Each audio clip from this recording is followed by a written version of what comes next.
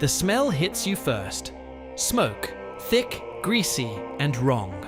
Not a cooking fire, not a hearth. This is thatch, timber, flesh.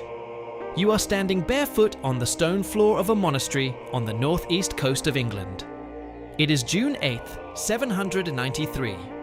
The island is called Lindisfarne, and the screaming outside has not stopped for 3 minutes.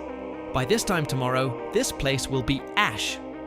The men coming up the beach have crossed the North Sea to take everything you have. Your silver, your books, your body. They do not know your God. They do not fear your prayers. And they are already through the gates. You have 24 hours. Survive. The morning before the world ends. It starts like every other morning. You rise at dawn in a cold stone cell, barely wider than your shoulders. Your knees ache from yesterday's prayers. Your stomach growls. You will not eat until after Lauds, the second service of the day. You have been a monk on Lindisfarne for 6 years.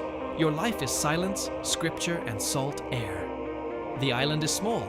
A few dozen monks, a church, a scriptorium where brothers copy the Gospels in inks made from oak, galls, and iron.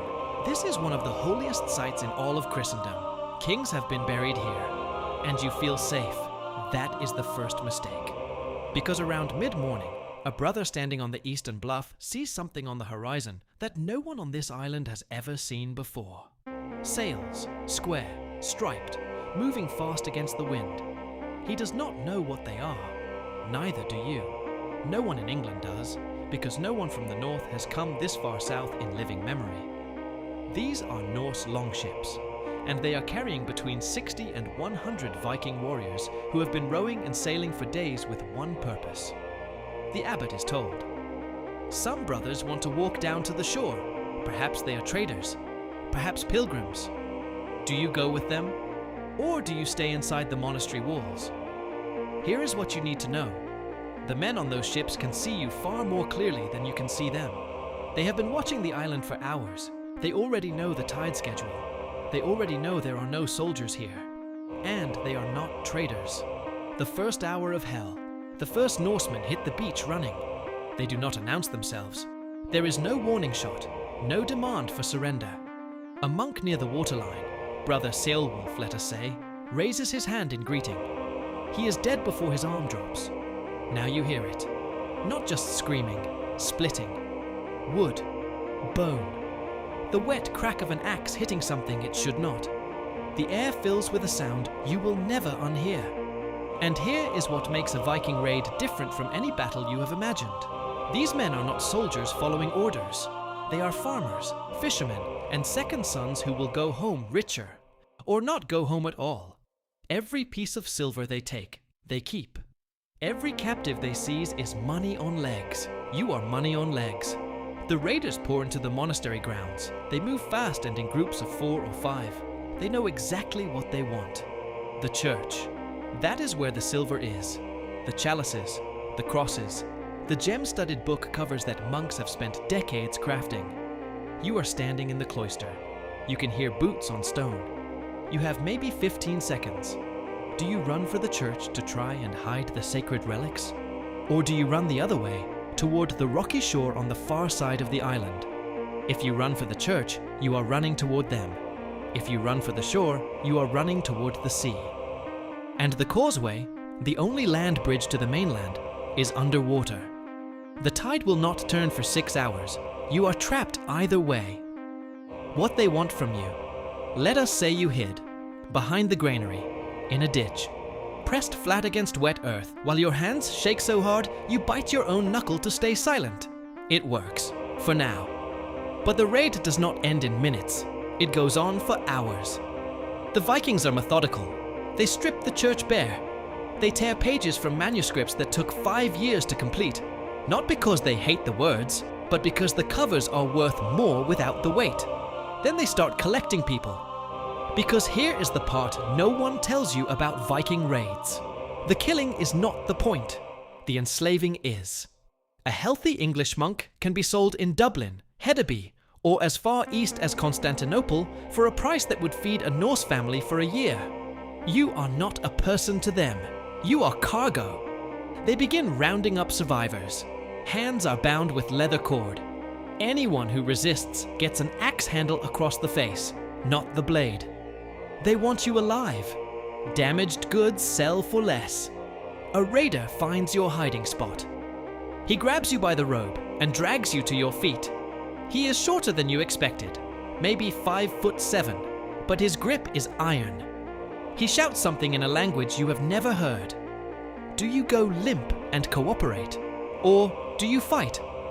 Fighting means you might die fast. Cooperating means you board that ship.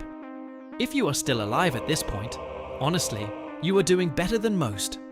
Subscribe, because the places I am sending you next are worse. The long afternoon. You cooperate. Smart choice. Or at least the choice that keeps your heart beating. You are dragged to the beach with 11 other survivors. Some are bleeding. One is a boy, maybe 14, an apprentice scribe. He is crying, but quietly. He has learned fast that noise draws attention. The raiders are loading the ships. Silver altarpieces, iron tools, salted meat from the monastery stores, woolen cloth, and you, lined up like livestock. The sand under your knees is cold. The tide is starting to turn. You can see the causeway beginning to emerge from the water. A thin ribbon of wet stone connecting Lindisfarne to the mainland. And this is where your 24 hours becomes a question that will define the rest of your life. However long that is. The causeway is visible now. The raiders are busy loading cargo. Their attention is split. You could run. Sprint across wet stone and pray you reach the mainland before they notice. But the causeway is over a mile long. You are barefoot. They have horses. Or you stay. You board that ship. You sail to a world you have never imagined. Norse trading ports where monks are sold alongside furs and amber. You may never see England again. One brother makes a break for it. You watch him stumble across the rocks, robe flapping, arm still half bound. He makes it maybe 200 yards. A raider does not even chase him. He throws an axe. The brother falls face first into the shallows and does not get up. The final hour, by evening, Lindisfarne is a ruin. The great stone cross still stands. The church walls still stand. Stone does not burn easily. But everything inside is gone. Every book, every chalice, every brother who could not hide or would not run. You are sitting in the belly of a longship. The wood is damp. The smell is sweat, blood, and fish oil. Your wrists are raw from the leather bindings. The boy, the apprentice scribe, is next to you. He has stopped crying. His eyes are flat now. Something has left him that is not coming back.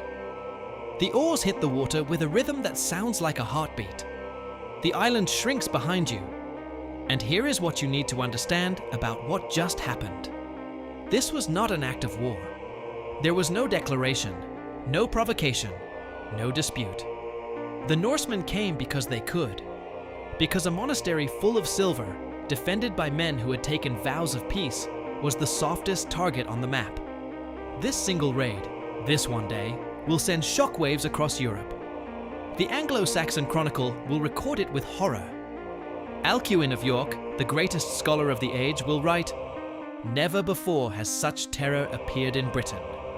This is the beginning of the Viking Age, and it started with you, the ship.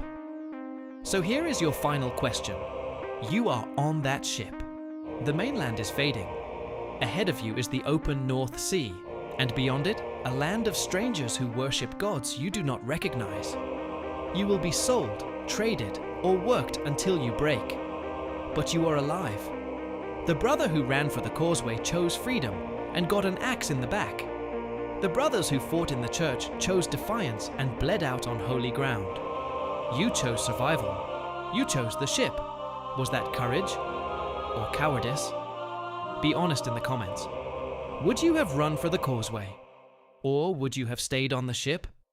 And if you survived this one, I have somewhere worse to send you next.